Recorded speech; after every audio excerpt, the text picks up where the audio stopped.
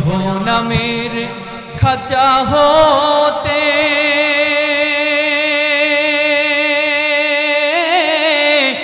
পরাণ পাখি যেই দিন উড়ে যাইব রে,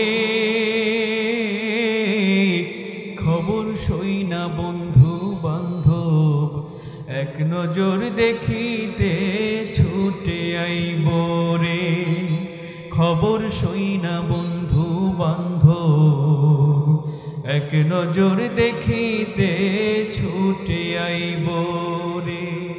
ছেলে মেয়ে আসবে ছুটে দূর দূরান্ত হতে, ঘরে বসে কাঁদবে বধূ পাগলেরই বেশে। ছেলে মেয়ে আসবে ছুটে দূর দূরান্ত হতে, ঘরে বসে কাঁদবে বধূ পাগলেরই বেশে। অনাদরে অবহেলে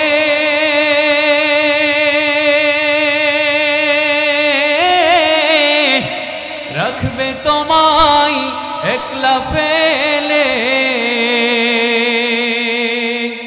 অনাদরে অবহেলে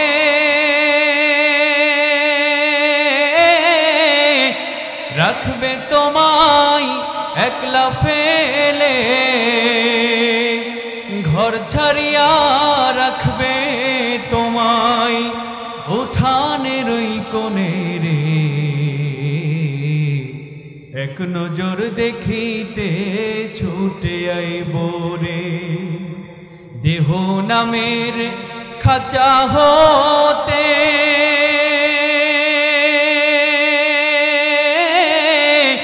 পরাণ পাখি যেই দিন উড়ে যাইব রে,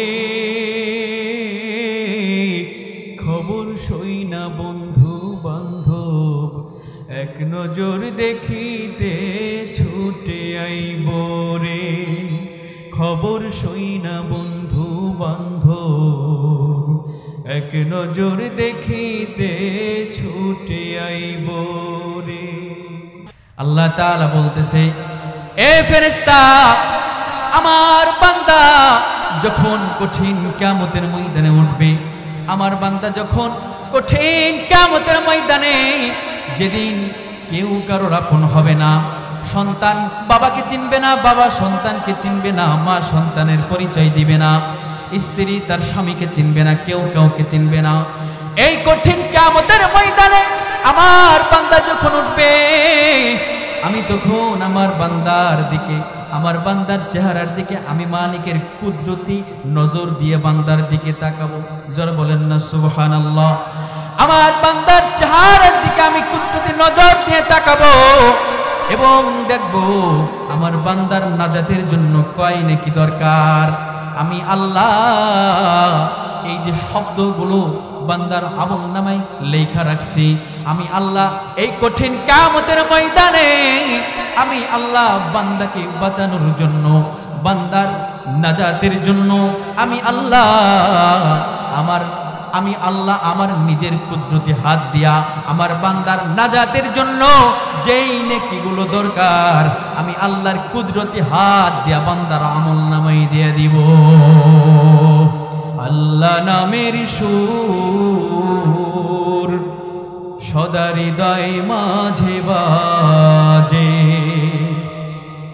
আল্লাহ নামের সুর সদা হৃদয় মাঝে বাজে, তাই তো আমি জপি সে নাম, তাই তো আমি জপি ও নাম সকাল দুপুর সাঁঝে।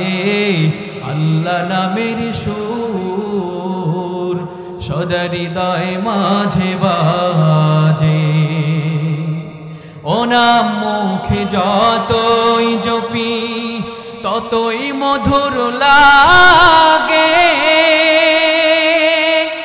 ওই নামেতে এত জাদু না জানি তমাগে। ও নাম মুখে যতই জপি ততই মধুর লাগে, ওই নামে তো এত মধু না বুঝিতাম আগে। করলে স্মরণ করবে স্মরণ,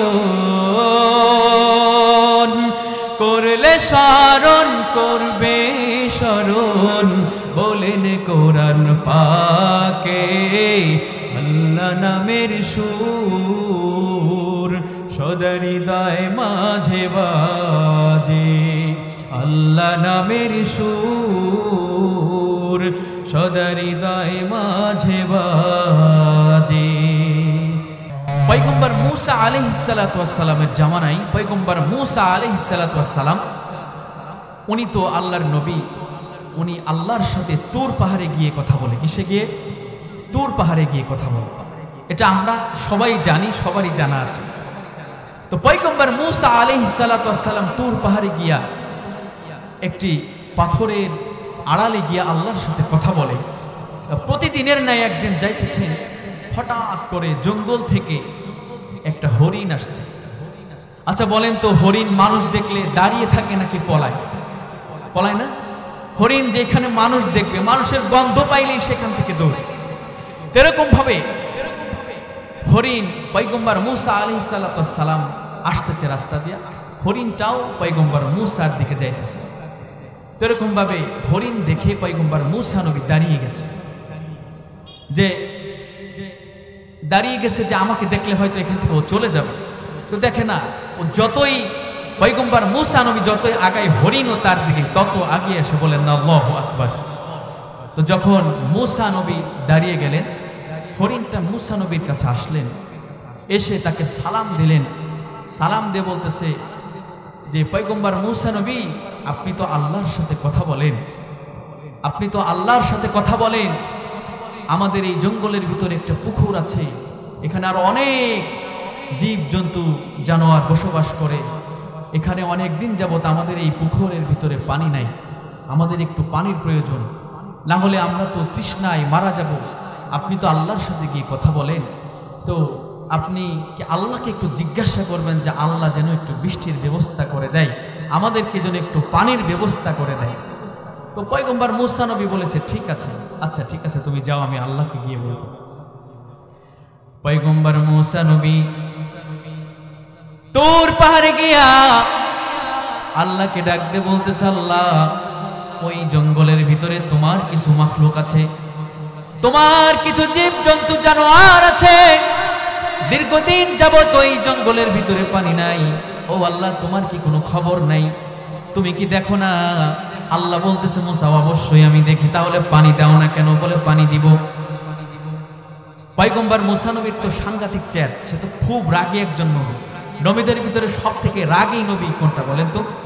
পয়গম্বর মূসা নবী। পয়গম্বর মূসা নবী আল্লাহকে বলতেছে, আল্লাহ তোমার মাখলুক গুলো পানির তৃষ্ণায় ছটফট করতেছে, আমার কাছে বলল আমি যেন তোমার কাছে এই খবরটা পৌঁছায় দেই।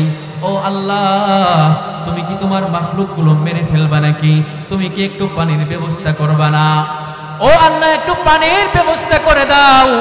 পয়গম্বর মূসা নবী যখন আল্লাহকে বললেন মূসা, আল্লাহ বললেন মূসা অবশ্যই আমি পানির ব্যবস্থা করে দিব। বলতেছে তুমি কবে পানি দিবা? আল্লাহ ডাকতে বলতেছে, মূসা রে, আমি পানি দিব কিন্তু 100 বছরের আগে না।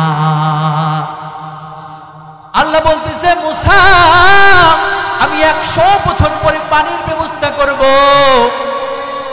হরিণ তো মূসার জবাব শোনার জন্য দাঁড়ায় আছে পথের ভিতরে।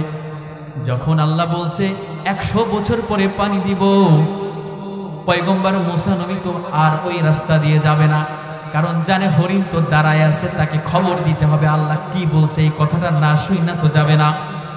পয়গম্বর মূসা নবী চিন্তা করতেছে এই পথ দিয়ে আর যাওয়া যাবে না, কারণ আল্লাহ যেই কথা শোনাইছে এই কথা তো হরিণকে শোনানো যাবে না, কারণ হরিণ যদি এই কথা শুনে তাহলে হরিণ কষ্ট পাবে, হরিণকে এই কথা শোনানো যাবে না। পয়গম্বর মূসা নবী অন্য পথ ধরে যখন আসতেছে, যখন পথের ভিতরে আসছে দেখে হরিণটা ওইখানে দাঁড়ায় আছে। একটু বলেন না আল্লাহু আকবার।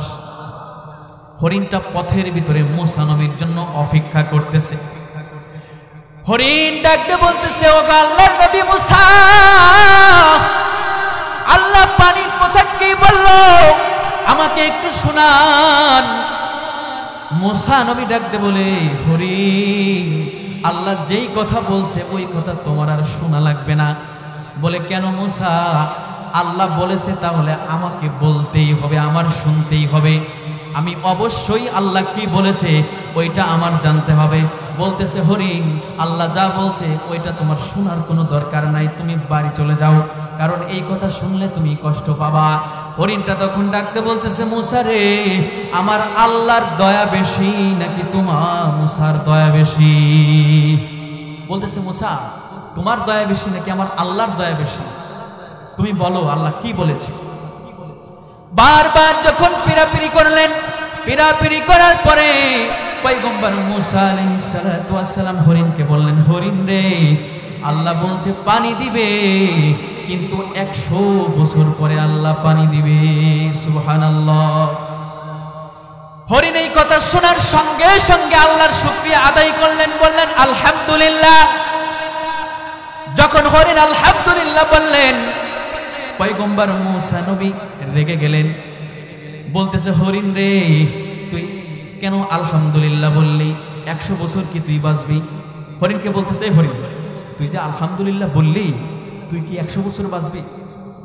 তোর যে আওলাদ গুলো আছে, তোর ছেলে সন্তান মেয়ে যারা আছে, এরা কি 100 বছর বাঁচবে? বলতেছে না। তাহলে তুই আলহামদুলিল্লাহ কইলি? একটু রেগে গেছে যে 100 বছর পানি, 100 বছর পরে পানি দিতে চাইছে আল্লাহ, ওর পানি লাগবে এখন, ও তারপরে কয় আলহামদুলিল্লাহ।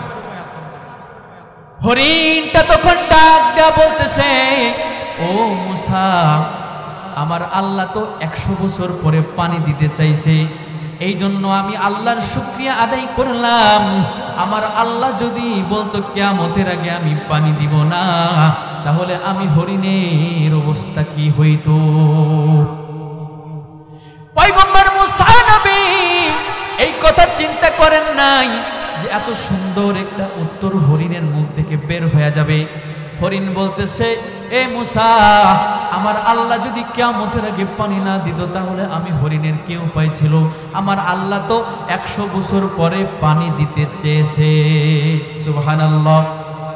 পয়গম্বর মুসা মনটাকে বেজার করে, মনটা খারাপ করে উনি যখন বাড়ির দিকে চলে গেলেন, উনি ঘরে যাওয়ার আগে আগেই দেখে মৃদুলা বাতাস শুরু হয়ে গেছে। কিছুক্ষণের ভিতরে দেখে আল্লাহর রহমতের বৃষ্টি জমিনে এরকম ভাবে পড়তে শুরু করেছে। বলেন না সুবহানাল্লাহ। আল্লাহর বৃষ্টি যখন শুরু হয়ে গেছে, তখন পয়গম্বর মুসা নবী চিন্তা করে, আহারে, আল্লাহ তো বললো 100 বছরের আগে নাকি পানি দিবে না, কিন্তু এখনই আল্লাহ পানি দিয়ে দিল। কারণটা কি? কারণটা জানা দরকার আছে না নাই? আল্লাহর নবী মুসা পরের দিন যখন আবার তুর পাহাড়ে গিয়ে আল্লাহর সাথে কথা বলতেছে, গিয়েই বলতেছে, আল্লাহ, তুমি আমাকে বললা, আমার সাথে ওয়াদা করলা যে 100 বছরের আগে পানি দিবা না, কিন্তু এখন এই যে তুমি পানি দিয়া দিলা, কারণটা কি? আমি নবীর কি তোমার কাছে কোনো দাম নাই? আমার নবী কি তোমার কাছে কোনো দাম নাই? তুমি আমার কাছে বললা যে পানি দিবা না, কিন্তু আমি ঘরে ঢুকতে পারলাম না, তুমি পানির ব্যবস্থা করে দিছো। আমার আল্লাহ তখন মুসাকে ডাকতে বলে, মুসা রে, তোমাকে তো শুধু কিছু বললেই তুমি রাগ হয়ে যাও, ঠিক কিনা? তোমাকে তো কিছু বললেই তুমি রাগ হয়ে যাও, কিন্তু আমি আল্লাহ তো রাগ হয়ে যাই না। আমি আল্লাহ আগে শুনি, আমি আল্লাহ আগে শুনি, তারপরে আমি আল্লাহ বিচার করি। তোমার মতো রাগ হই না। বলে, এ মুসা, তোমার কাছে বলেছিলাম 100 বছর পরে পানি দিব, কিন্তু যখন তুমি এই সংবাদটা হরিণের কাছে বলছো, আমার ওই প্রাণীটা হরিণ তোমাকে কি বলছে? আমার হরিণ বলেছে আলহামদুলিল্লাহ, আমি রবের শুকরিয়া আদায় করেছে। আমার ওই প্রাণীটা যখন আমি আল্লাহর শুকরিয়া আদায় করলো, আমি আল্লাহ ওর শুকরিয়া আদায় ওর প্রতি এত পরিমাণ খুশি হয়ে গেছি, আমি আল্লাহর সঙ্গে সঙ্গে আমার রহমতের বৃষ্টির ব্যবস্থা করে দিছি। শুধু কোন নিয়ামতের শুকরিয়া আদায় কি হরিণের জন্য? হরিণ যদি শুকরিয়া আদায় করার কারণে আল্লাহ 100 বছর পরে পানি দিতে চেয়েছে, কিন্তু আল্লাহ তাআলা এই শুকরিয়া আদায় করার কারণে আল্লাহ পানির ব্যবস্থা করে দিয়েছে মুহূর্তের মধ্যে। আমি আপনি আল্লাহ তাআলার পেয়ারা বান্দা, কারণ আল্লাহ তাআলা আমাদেরকে তার নিজের হাতের দ্বারা বানাইছে। আমার আপনার আল্লাহ তাআলা যে নিয়ামতগুলো দান করেছে, আমি আল্লাহ তাআলার নিয়ামতের শুকরিয়া যদি আদায় করি, ওই আল্লাহ আছে না নাই? ওই আল্লাহকে আমাদের শুকরিয়া কি শুনবেন কি শুনবেন না? ওই আল্লাহকে আমাদের নিয়ামতকে বাড়ায়া দিবেন কি দিবেন না? এই জন্য বাজান আপনি সুখে থাকলেও বলতে হবে, কি বলেন? সুখে থাকলেও বলবেন আলহামদুলিল্লাহ, আপনি যদি কষ্ট থাকেন তাও বলবেন আলহামদুলিল্লাহ, আপনি যদি অভাব থাকেন বলবেন আলহামদুলিল্লাহ, আপনি চাকরি পাইতেছেন না বললেন আলহামদুলিল্লাহ, আপনি চাকরি পেয়েছেন বলবেন আলহামদুলিল্লাহ। এক কথায় হার হালাতে যদি আপনি ওই রব্বে কারিমের শুকরিয়া আদায় করেন, আল্লাহ তাআলা পবিত্র কালামের ভিতরে বলেছেন লা ইন শাকারতুম লা আযীদান্নাকুম, আমি আল্লাহ ওই বান্দার প্রতি খুশি হয়ে যাব এবং ওই বান্দাকে আমি আল্লাহ নিয়ামতের ব্যবস্থা করে দিব। সুবহানাল্লাহ। মুহতারাম হাজিরিন, সেই মাগরিবের পর থেকে নিয়ে এ পর্যন্ত মুখতাসার কিছু আলোচনা আপনাদেরকে শোনাইলাম আল্লাহ তাআলার নিয়ামত সম্পর্কে। তো এতক্ষণ যে আলোচনা করছিলাম, আমি অধম গুনাহগার, আল্লাহ তাআলা যেন আমাকে সর্বপ্রথম এই নিয়ামতের শুকরিয়ার উপরে আমল করার তৌফিক দান করেন, বলেন আমিন। এবং আমার সাথে সাথে আপনারা এতক্ষণ পর্যন্ত যারা শ্রবণ করছিলেন, আমাদের সবাইকে যেন ওই মাওলা কারিমের বেশি বেশি করে তার নিয়ামতের কদর করতে পারি এবং হার হালাতে সব সময় আমরা যেন ওই মাওলা পাকের শুকরিয়া আদায় করতে পারি। সবাই বলেন আমিন। আল্লাহ তাআলা আমাদের সবাইকে এই কথাগুলোর উপর আমল করার তৌফিক দান করেন, বলেন আমিন। ওয়া আখিরু দাওয়ানা আনিল হামদুলিল্লাহি রাব্বিল আলামিন। আসসালামু আলাইকুম ওয়া রাহমাতুল্লাহ।